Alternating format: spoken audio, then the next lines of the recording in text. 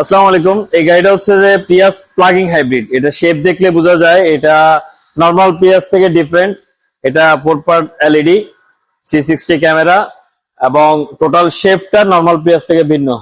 এই গাড়িটা JMA automobiles এ বিক্রি করা। আপনারা জানেন আমরা JMA auto care, JMA automobiles একই, দুটাই আমার প্রতিষ্ঠান এবং জেএমএ মোটরস সহ। তো এই গাড়িটা আমরা জেএমএ অটোমোবাইলস থেকে বিক্রি করছিলাম। 4 মাস হয়েছে। আজকে 4 মাস পরে আমি জাস্ট একটা ছোট্ট রিভিউ নিব। জানাল ভাই, আসসালামু আলাইকুম। ওয়ালাইকুম আসসালাম। গাড়িটা আমাদের থেকে নিয়েছিল জানাল ভাই। জানাল ভাই, আপনার পরিচয়টা যদি একটু দিতেন। আমি Mohammad Zainal Abedin, founder principal, Oxford modern school and college.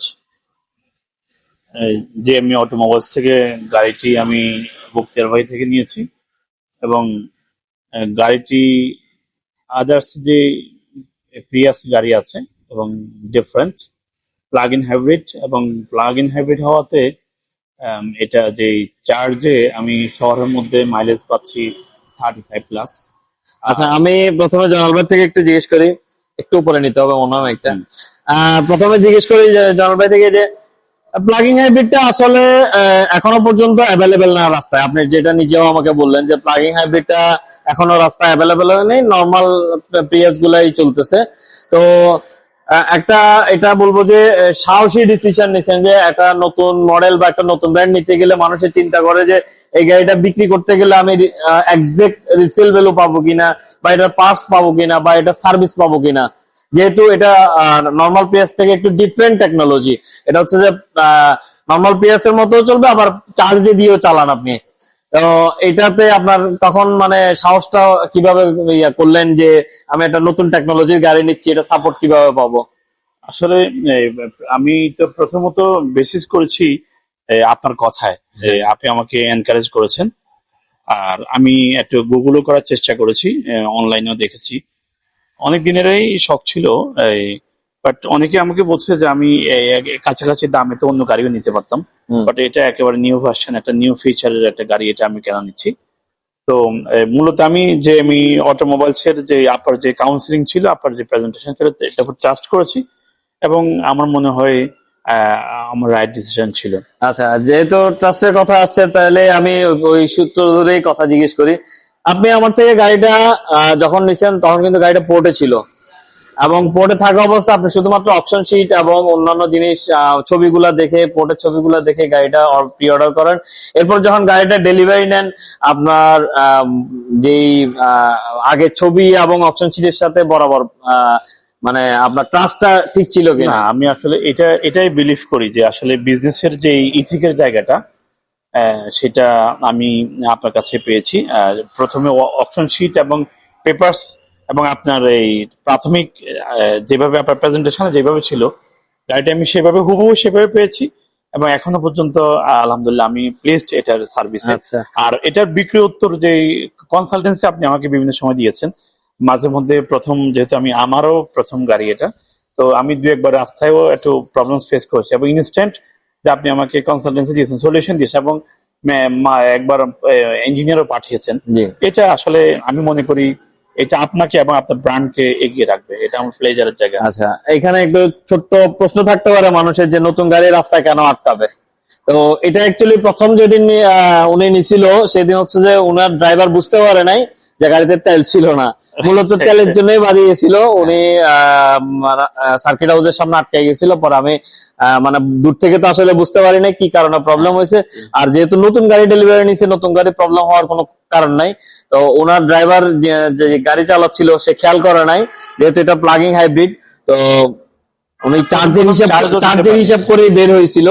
তো তেলে একদম এমটি করে ফেলছিল, যার কারণে গাড়িটা রাস্তা বের হয়েছিল। গাড়িতে কোনো প্রবলেম তো পান নাই? এখনো পর্যন্ত আমি গাড়িতে কোনো প্রবলেম ছিল না। আর প্লাগিং হাইব্রিড যেটা মেইন পয়েন্ট আপনার কাছে, 4 মাস পরে আমি রিভিউ নেওয়ার কারণ হচ্ছে যে 4 মাস আপনি গাড়িটা ইউজ করছেন। 4 মাসে গাড়িটা ইউজ করে আপনার নর্মাল পিয়াসে বা নর্মাল একটা গাড়িতে যে পরিমাণ খরচ যাইতো, আপনার তেল খরচ বা আপনার সেভিংসটা কি হয়েছে, বা আপনার বেনিফিটেড কিনা? না, আমার সেভিংসটা আসলে এখানে আমার স্যাটিসফ্যাকশনের জায়গা, যে আমার যে মাইলেজ আমি শহরে যে ব্যবহার করি, আমার তেল আমার এখনো প্রায় না কিনলেই চলে প্রতিদিন।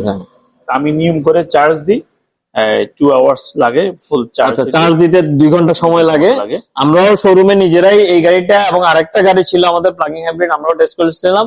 আপনার 2 থেকে 2.5 ঘন্টা বা সর্বোচ্চ 2 ঘন্টা 45 মিনিট সময় লাগে, এবং সেটা একদম নর্মাল বাসা বাড়ির ইলেকট্রিকের লাইনেই চলে। তো এক চার্জে আপনি কত কিলো পান? আমরা শহরে 35 এর মতো পাই, আর আচ্ছা। এই এমনিতে হাইওয়েতে আমি একবার ট্রাই করেছি, ওটা 50 প্লাস।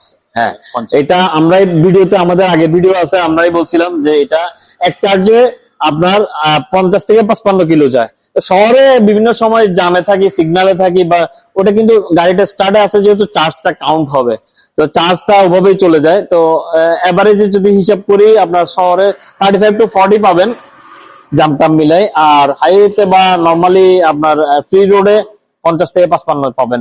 একটা সিটিতে, চিটাগং সিটিতে আসলে ডেইলি কারো মনে হয় না 50 থেকে 55 কিলো রান থাকে। হ্যাঁ, অফিস বাসা ডিউটি বা স্কুলের ডিউটি মিলাই এত রান থাকে না নর্মালি। তারপরেও আপনার মান্থলি, যেহেতু 4 মাস আপনি গাড়িটা ইউজ করছেন, মান্থলি আপনার তেল খরচ কিরকম যায়? 4 মাসে রান হয়েছে 4000 প্লাস কিলো। আমরা গাড়িটা ওনার কাছে সম্ভবত 51,000 সামথিং বা 52,000 সেল করছিলাম। গাড়িটা এখন 56 কাছাকাছি, তার মানে 4 মাসে 4000 কিলোর মতো, 4000 প্লাস মাইনাস এরকম হবে চলছে গাড়িটা। তো 4 মাসে আপনার কত? আমি 4 বার বোধহয় ফুল নিয়েছি, 4 বার তো বেশি না, 10 লিটার করে নিয়েছি। তার মানে 4000 টাকার মতো তেল গেছে, যেটা আমাদের নর্মাল গাড়িতে 1 মাসেই চলে যায়। হ্যাঁ, সেটাই। নর্মাল এলিয়ন প্রিমিয়াম 1 মাসে চলে যায়। তো ওভারঅল আপনার এটা, এই গাড়িটা একটা বিষয়টা যোগ করে, সেটা হলো এটা আসলে এই জার্নিটা কমফোর্টেবল। এটা আমাকে অনেকে বলেছে, যারা জার্নিটা খুব কমফোর্টেবল, পিছনে স্পেসটা অনেক ওয়াইড স্পেস। তারপরে হচ্ছে যে পিছনে এই গাড়িটাতে এসি ভেন্ট আছে, যেটা নর্মাল পিএস গুলাতে নাই। আর এই গাড়ির টোটাল মানে একটা মাইনর পয়েন্ট আছে, সেটা হচ্ছে যে আপনার গ্রাউন্ড ক্লিয়ারেন্সটা কম, একটু কম। হ্যাঁ, আপনি কি হাই করছেন? আমি হাই করেছি, ফাইবার দিয়ে হাই করে, যেহেতু আমাদের দেশের নর্মাল গাড়িগুলোও স্পিড ব্রেকারে বাইরে যায়, এটা তো একটু গ্রাউন্ড ক্লিয়ারেন্স কম। আর গাড়িটার সৌন্দর্যের জন্যই গ্রাউন্ড ক্লিয়ারেন্স কম বা একটু ডাউন শেপের। এটা নর্মাল পিএস এবং প্লাগ-ইন হাইব্রিড পিএস একই রকম। আর এই গাড়িটা হচ্ছে যে এস নেভিগেশন প্যাকেজের, এটা 360 ক্যামেরা বা টেসলা স্ক্রিন আছে। আর এটার ওভারঅল সার্ভিস, যেমন আপনার হচ্ছে যে মেইনটেনেন্স, রেগুলার মেইনটেনেন্স গুলা আমি যেহেতু আমার শোরুম আছে এবং আমার সার্ভিস সেন্টার আছে, আমি আপনাকে টাইম টু টাইম মনে করাই সার্ভিস গুলা করাই দিব।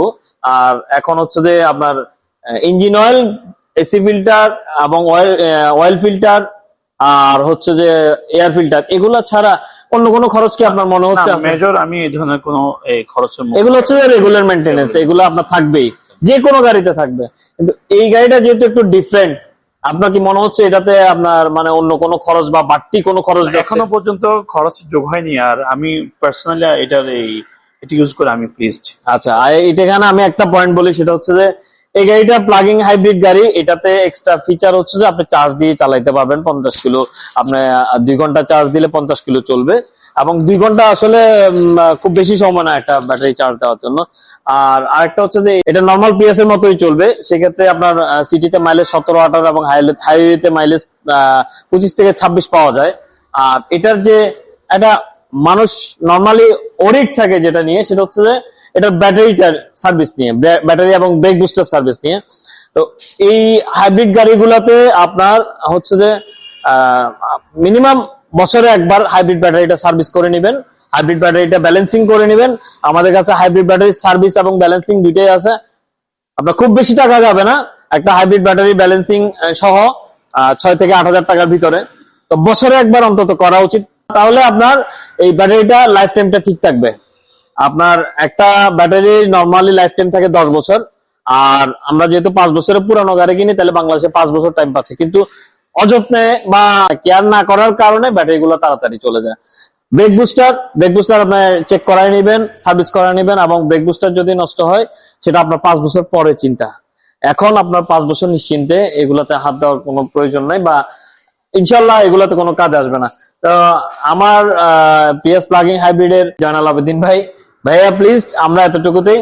আর এটা আমরা ভিডিওটা গাড়ি বিক্রির সাথে সাথে নিতে পারতাম, কিন্তু গাড়ি বিক্রির সাথে সাথে নিলে আসলে উনি বলতে পারতো না যে গাড়িটা চালায় ওনার কেমন লাগছে, বা গাড়িটা ওনার জন্য ওনার ডিসিশনটা রাইট ছিল না রং ছিল।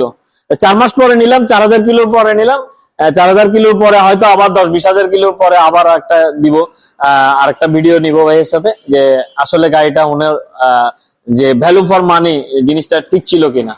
থ্যাংক ইউ জামাল ভাই। যে আমি অটোমোবাইলসকে অসংখ্য ধন্যবাদ, এই খুব পেশাদারিত্ব নিয়ে ক্লায়েন্টের পাশে থাকার জন্য ধন্যবাদ। থ্যাংক ইউ ভাইয়া।